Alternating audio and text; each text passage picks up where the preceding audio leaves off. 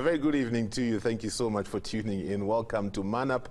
My name is James Okumu. It's another beautiful evening where we can sit down and have discussions about men and issues that affect men. So, manaume, vuta stool karibu na TV, because we have a very important discussion we want to get into today. We're beginning a series of shows looking at the psyche of a man and just looking at different things that affect us. And we want to kick off this series by looking at sexual abuse and trauma in men. This is one of those things we hardly talk about, because when we think sexual abuse, we think as women are the victims, men are the ones instigating it, but men are sexually abused, and sometimes it becomes hard to talk about it, so we need to have this conversation. Got two amazing men who are joining me in the studio tonight for this conversation. We've got Onyango, otieno, Kenyan trauma therapist. He is his work is centering on African masculinity and its role in ensuring gender equity, and also especially championing African men's involvement in sexual and reproductive health rights. Karibu sana. Asante. Good to have you again. Shukran. Yes, maybe I should just have a permanent chair for you somewhere. we have a lot of things we seem to talk about. Yeah. It's good to have you. We also have Ernest Wamboye. Ernest is an author. He's written some pretty amazing books, my friend. Huyu jamaa anajua kuandika. You should look out for his books. He's a co-founder of the Relationship Clinic. He has a passion for relationships, a passion for marriage, and a passion for men.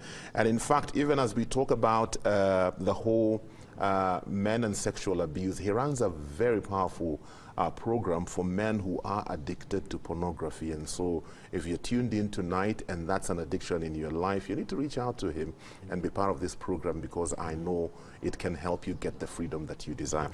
Ernest, how are you doing? Very good. Thanks for having me. Asante. Karibuni sana. Thank you. I think let's first start by defining, when we talk about sexual abuse, because thinking like the typical person would think, when I hear the word sexual abuse, the first image that comes to mind is rape. Is that the only form of sexual abuse, or do we have other forms of sexual abuse? There are other forms of sexual abuse. Beyond physical, there is also verbal, which most times we don't get to hear or talk about. And in fact, I think most times, because of the way men are, we witness a lot of verbal sexual abuse that we never get to translate as abuse. That mostly even goes to injure our self-esteem, or how we even see ourselves, and how we, by extension, see other men around us. So yeah, there are many other forms of sexual abuse, and you know, even rape itself is categorized in many other forms. You know, somebody spiking your drink at a club, at a bar, and later having their way around you. That is sexual abuse, right? And it's just that for our society, our limited view of rape is physical, very physical. It has to have violence. Again, because the way we understand it, it's men who mostly instigate it. So we have not opened up conversation, first of all, around sex, and then violence, and then sexual violence. You know, we have to keep unpacking. We have to keep unpacking, so that men are also not left out in this conversation when they are the victims. But there's something he brought out that I was going to ask. Generally in society, men are looked at as the ones who instigate sexual violence. So when you talk about men who've been sexually abused, people think, what are you talking about? Well, why is that the case? Well, because statistically, majority of crimes are committed by men. Statistically, you know, majority of people in prison are men, you know. Majority of people in positions of power are men, and statistically, majority of people who are driving development, economic changes, innovations are men. Okay, just statistically speaking. Not that women do not contribute to those fields. Women do contribute, but it's just you notice overtly men tend to be more in those fields. If you ask many of them who introduce them to sexual contact, to sexuality, you find many of them say to the house help. Yes, you know, yes. house help who touch their private parts, force them to do things, and at times in ignorance, they're like, okay, they just did it, and then they said, and asking themselves, why is it that when, you know, when the house help removed her clothes, when I saw her coming from the shower, you know, I got erect and all that, and the house help took advantage of that. So yeah, there are men who actually are taken advantage of, and there's a stigma and a shame because if a man goes and says he's been sexually abused, yes, many times people laugh. Exactly. People laugh. Yes. Yeah, people laugh. And so I'll share maybe one instance where I think I would call it a sexual abuse. I would say maybe two instances. One was the introduction to pornography. When I was in high school, we had boys who would pass around magazines, you know, and at times you'd be forced to look at things. I remember being in the entertainment, just watching a movie, and someone just walked in and said, "Hey, what's it? Niko nangwati bana," you know, and they removed what we were watching. Yeah, and they put blatant pornography. I'm not talking about X-rated, you know, and we were made to watch that. I remember I walked out, you know, I just had to walk out, and that's abuse. Listening to what Ernest is saying, with all this, with how society looks at sexual abuse, and you know, even as we've talked about, sometimes even when men report cases, people laugh. What does that do to the men who go through it, knowing that this is how society perceives what I've just gone through and what is happening to me? What happens to them? Shame, more shame. Yes.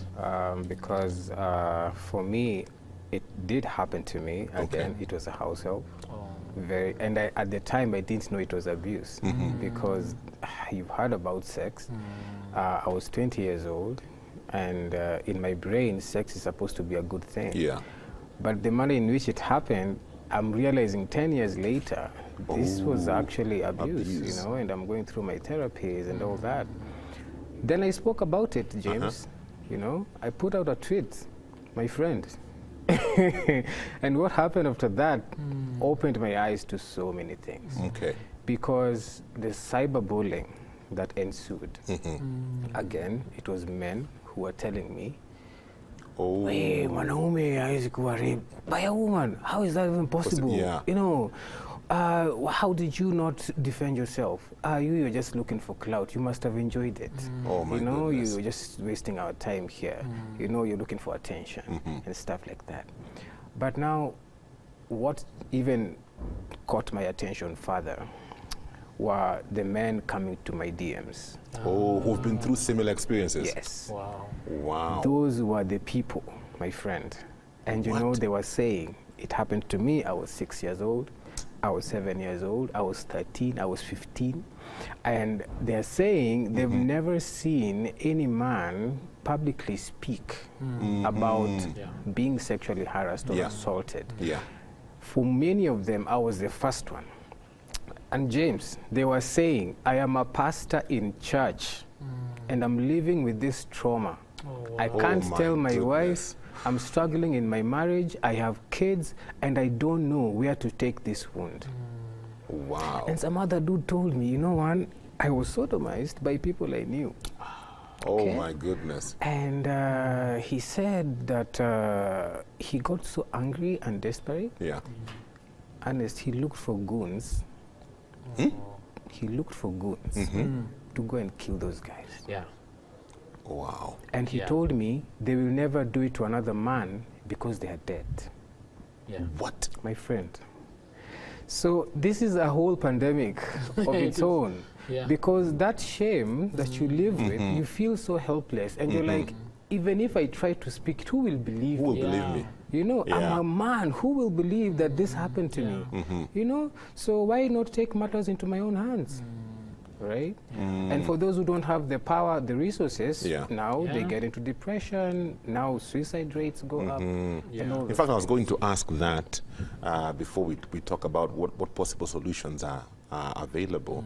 I was going to ask, what effect does this have on an individual? Yeah. You know. And you know, when he said the suicide, I mean, we all remember the case that happened recently on the news of this high school boy who was sodomized, and he was sent home, you know, and he wanted to commit suicide. Thank God his parents intervened, and they noticed something was wrong with the boy, and the boy didn't want to talk. Yeah. And, you know, I remember listening to that story and I was thinking, why wouldn't he talk? Then I remembered myself in high school. Whenever I was bullied, I would not talk. Yeah. And I used to wonder, why wouldn't I talk? There's fear. There's fear that the people who can protect you can't protect you enough.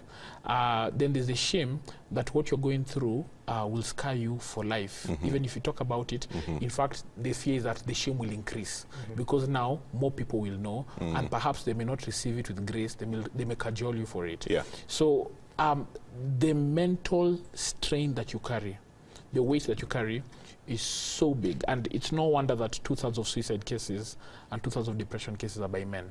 You know, we talk about mental health, and men are leading. Yeah. Men are the helm. You Yeah. know, and we talk about you know, encouraging men to speak, and yet 1/3 of the suicide cases and depression cases by women, the women are speaking. Yes. You know, Yes. the men are not speaking. The men are not So speaking. there's a silence. Men sink into their cocoons. They don't speak about it. In the programs they run, Powerhouse. We in the first class, we ask men, why are you here for Powerhouse? And people come to Powerhouse for various reasons. People come because they're just curious, what's this going on? Yeah. You know? Some people come because, you know, they've been wounded. Some because, you know, they're struggling with addictions. Some just come because perhaps, some people come because their wives are sending them off. You know, people come from various reasons. Go get some power. And so when we, on the first class, we like right now we're doing it on Zoom, and we tell guys, what brought you to Powerhouse, and we put them in breakout rooms, and the breakout rooms are not recorded. Yeah. You know, so we tell them nothing's been recorded, speak. So Nguaroho. we put them in groups of about 4 or 5. And the first 1 minute is awkward until the first person No one says, is willing to speak first. yeah, until the first Yeah. one says, guys, let me tell you I'm here. And they've got 10 minutes to speak. And by the time the first person speaks, and then we end the breakout rooms, the men are complaining. We need more time. We need more time. We need more time. We need more time. Look what's happened. Someone said, I spoke about it for the first time in 15 years. And he said, and I spoke. He said, I just felt something leave me. I yawned. And I literally felt a weight leave me. I feel like I've lost weight. What? Yani ni mzigo mzito hivyo. It's a burden that men carry. But there's something you've said, and I'm just wondering if that could be one of the what's the word I'm looking for? One of the things that come up if somebody has been abused, all these addictions, you know, especially addiction to sex, addiction to pornography, addictions to substances, can that also be something that is as a result of somebody being sexually abused when they were younger? They don't know how to deal with it. They don't know who to speak to about it. We can talk about that after the break. We are you're watching Man Up. We are talking about sexual abuse and trauma in men. And some of the stories I'm hearing from this gentleman are just shocking, you know. And maybe you're watching us tonight and you identify with what we are discussing. You've never talked to anybody. I would advise you to reach out. You can send us a text message on 20316 or WhatsApp on 0786 316 316, and we can be able to connect you with somebody who can be able to walk with you, because it's not worth carrying that burden. It will destroy you. Taking a short break kama kawaida. Kimbia jikoni uchukue kopo la maji. I always had people saying that on TV. I never knew my day would come. Chukua kopo la maji. Come back shortly for part 2. Tomorrow on Youth on the Move, we explore the world of a fitness instructor. My vision was always to own a gym to help people get fit. And delve into how hyper-realism art can be a source of income. Art means everything to me. It's not about competition. We need to learn, you know, we learn from each other, we learn from our friends here. That's tomorrow at 8:30 p.m. on Youth on the Move. Welcome back to Man Up. Tonight we are talking about sexual abuse and trauma in men. I'm hanging out with Onyango, Otieno, and Ernest Wamboye. I was saying earlier on, Ernest, before we took the break, these addictions, especially addiction to pornography and sex, could it be as a result of somebody being abused sexually? Yes, especially for pornography and masturbation, that could be one of the effects. Okay. Why is that? Because many times when you've undergone something like that, there's a stage, there are, you know, the stages of grief, you know, there's denial, anger, bargaining, disillusionment, then acceptance. You know, you can kind of go through a slow grief, and part of being in the denial stage is saying, no, you know, what happened to me, it wasn't really that bad, you know. In fact, it's normal. And part of trying to normalize it is getting full-blown into this kind of addictions, you know. And just say, you know, actually, it's okay. I like it. You try and to try and forget that kind of experience, you know. And part of anger, you know, is also just in a bid to try and revenge. You know, you heard about the goons that went to attack this. That's the anger stage, and the anger can be murderous, you know.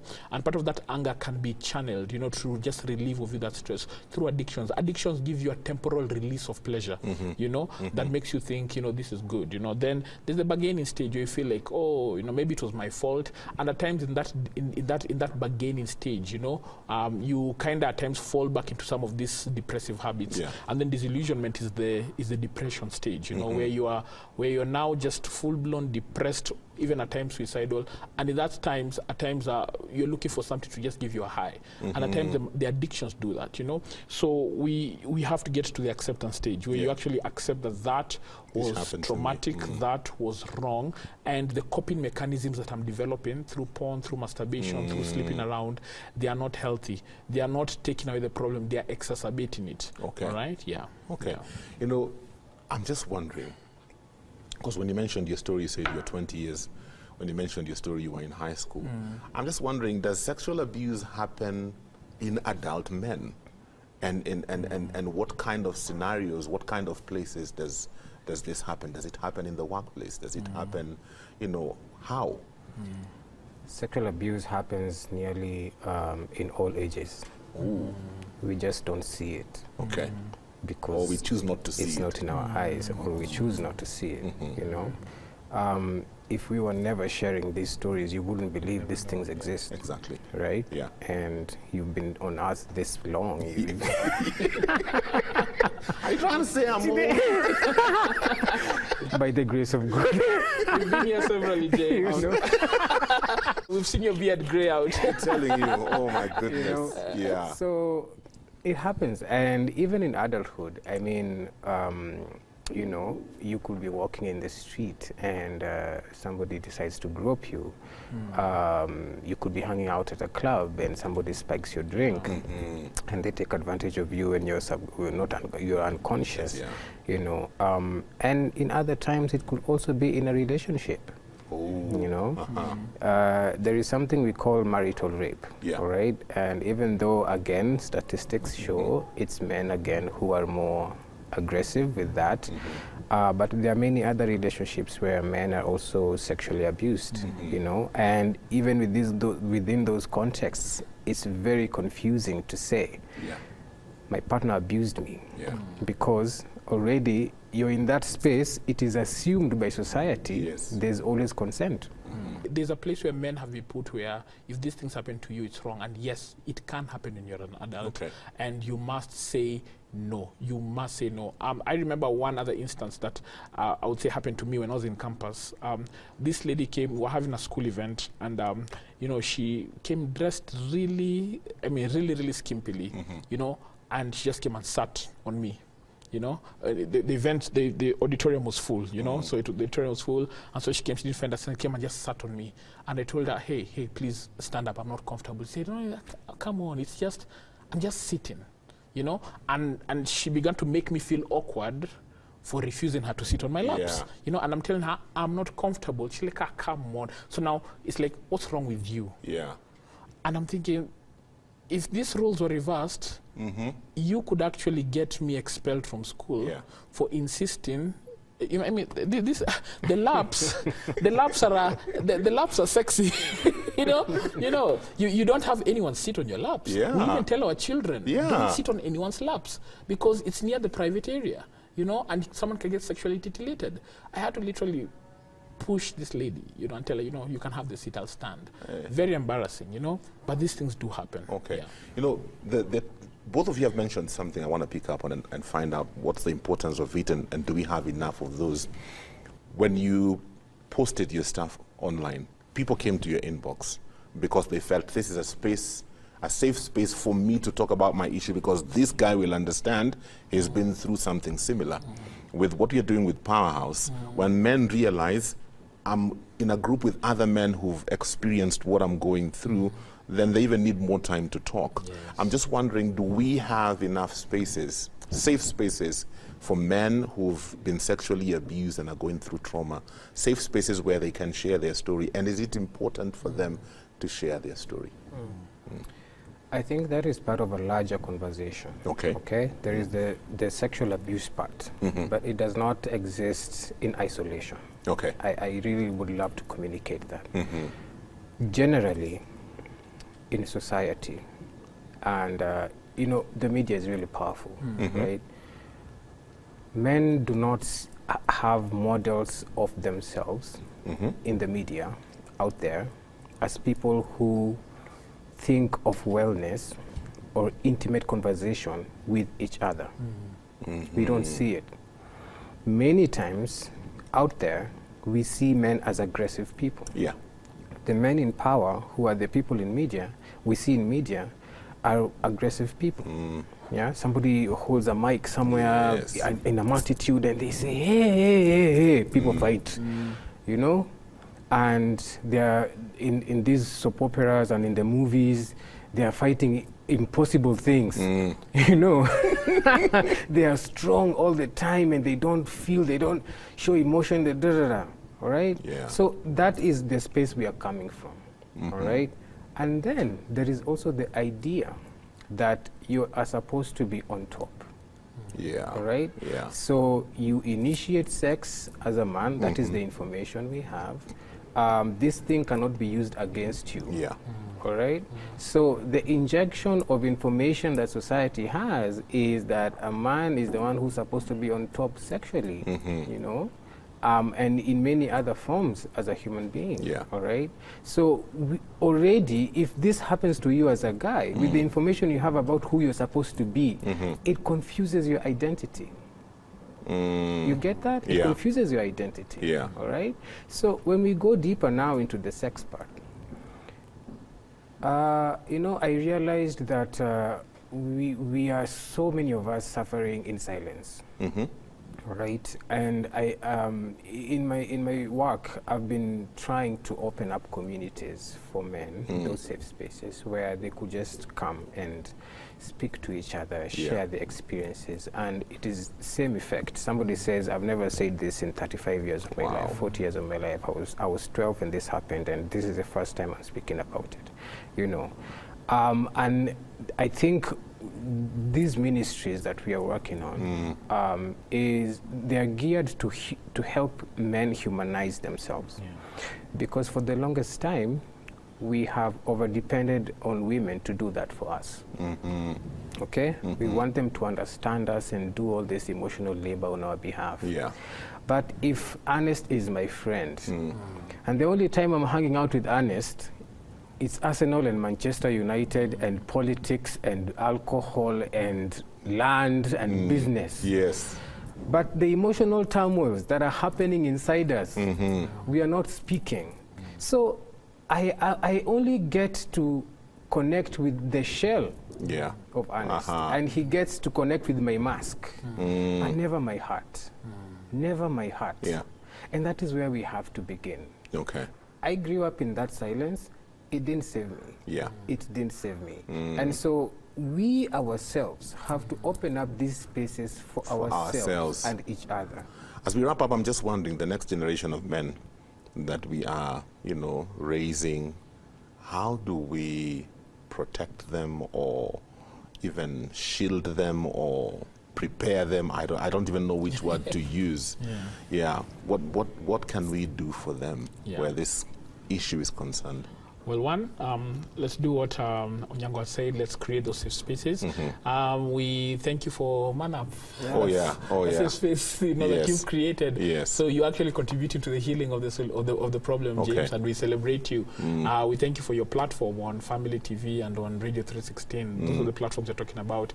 I would just say, to add to that, to as much as possible, teach our men not to get into a gender war, because the gender wars don't heal anything. When women who are feeling oppressed by men who abuse them made it a gender war, we ended up with feminism. And the feminism had a very toxic angle to it, you know. Now I know there are many people who would say, oh, I identify as a feminist, and they talk about all the positive things about it, but they are the negative sides of it that people don't like to talk about. But the reality is that that came about as a result of making the pain about a gender war. And it's only, I think, lately that we're realizing that men can actually be part of the healing of the pain that women have experienced, and that women can also be part of the healing that men have experienced. I thank God for those women who ask their husbands to come to Powerhouse. They're basically women who are helping men heal. I thank God for those women who are actually taking their sons to uncles and pastors and bigger brothers, because they realize that it takes a man to raise a man. So it's collaborative. The healing must come as a result of collaboration and not as a result of a gender war. As we wrap up, 1 minute parting shot, what would you tell that man who's watching this show tonight? They can identify with what we are talking about, and they're that man who they have never told anybody this thing that happened to them and it's eating them on the inside, whether they know it or not. What would you tell them? Courage is what will help. It's difficult, but when you go to sleep at night, it's your body you're going to sleep with at night. And at some point, you have to decide whether the silence will kill you or your courage will save you. So you'll be judged, for sure.